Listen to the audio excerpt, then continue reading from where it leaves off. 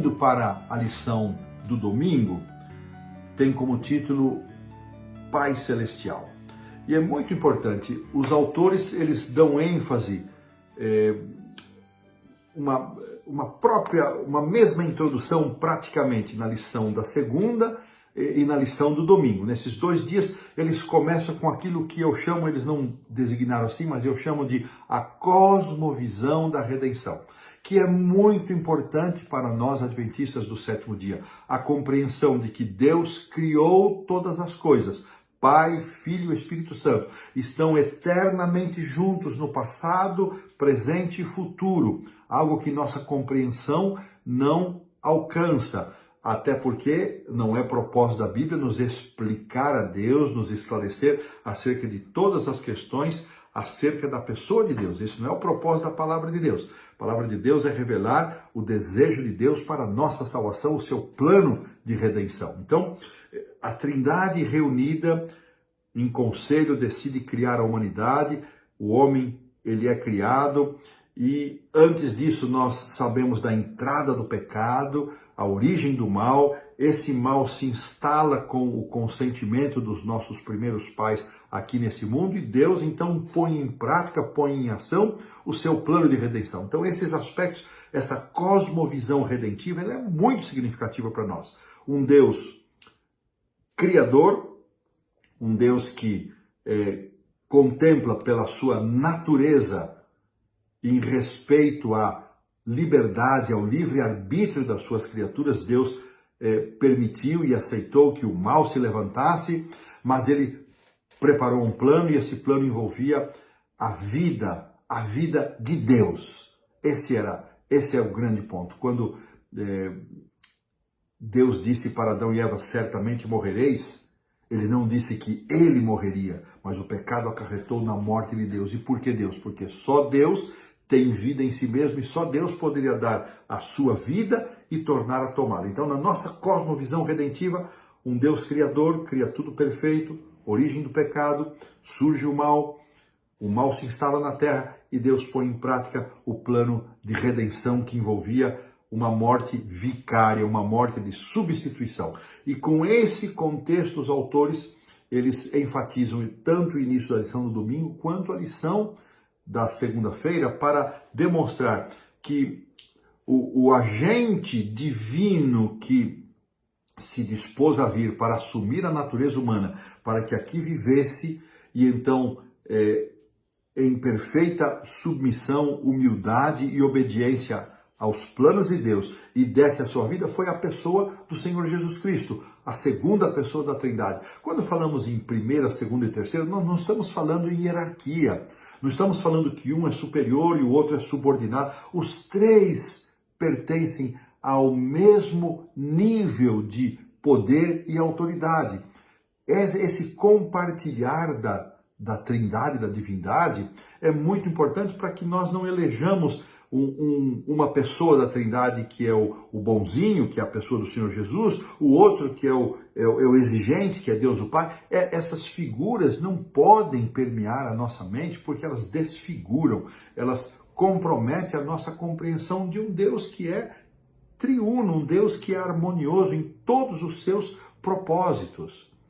E é muito interessante, nós vamos enfatizar isso, e eu quero começar lembrando aqui de João 1, é um texto que nós vamos precisar dele várias vezes, 1,18, quando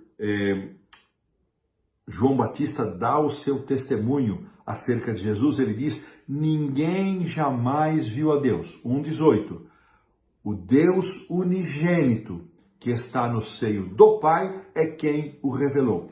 Esse texto é de uma importância capital, fundamental, porque ele nos afirma que o Deus unigênito, o único Deus, e aqui João se refere à pessoa do Senhor Jesus Cristo, é o único que tem autoridade, capacidade, possibilidade de nos revelar quem é Deus. E foi exatamente isso que Jesus fez. Em sua obra, muitas vezes ele se referiu à obra de Deus o Pai. E a pergunta 1 de nossa lição de domingo traz essas ações que Jesus atribuiu ao Pai. Então vamos considerá-las. Aqui são 5 blocos diversos e nós vamos aqui destacar. Começando com a história de Nicodemos, vamos recordar isso. Deus amou o mundo, o verso mais amado talvez do Evangelho de João. Deus amou o mundo de tal maneira que deu seu Filho. Ou seja, Deus participou desse processo redentivo na mesma intensidade. E confirma-se em João 6,57, no mesmo verso 17, que Deus enviou o seu Filho. São expressões para afirmar a unidade da Trindade no processo redentivo. Então, João aqui registra as palavras de Jesus, ditas a Nicodemos, que as ações redentoras, elas se originam com o Pai. Depois, lá na sequência do diálogo do milagre, né, do sinal da cura do paralítico de Betesda, Jesus então nos afirma que o Pai não julga, mas ele confiou o julgamento ao Filho. Interessante, Cristo é o agente principal na questão do julgamento. E vamos sempre entender, não há hierarquia entre a divindade, mas há funções específicas. E Jesus menciona que o julgamento dele é justo, ele faz um julgamento justo, porque está em harmonia com seu Pai, que é também um Deus justo.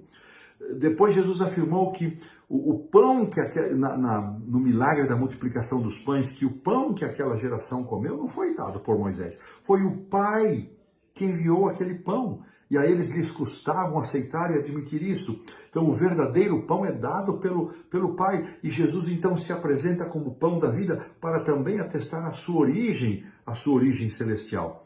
E Jesus também afirma que o Pai permanece em Jesus e faz as suas obras. Ou seja, as obras que Jesus fez foram obras realizadas, dadas pelo Pai. João 6,45, o Pai é aquele que ensina a todos. Aqueles que ouvem e aprendem a respeito de Jesus, o fazem, aprendem e são ensinados pelo Pai. E finalmente, tudo aquilo que for pedido, Jesus afirmou, em nome do Pai, isso será pedido ao Pai, em nome de Jesus será concedido. Veja que é interessante que nesse bloco de 5 conjuntos de textos, nós temos 4 ações positivas, uma também positiva, mas posta de uma forma diferente, que Deus não julga, o julgamento foi entregue a Jesus. Desta maneira, esses versículos que descrevem o Pai o mostram em estreita ligação com a pessoa do Senhor Jesus Cristo. E esse é o tema que nós vamos estudar agora logo a seguir. Dessa maneira, nós colocamos aqui um ponto final na lição do domingo.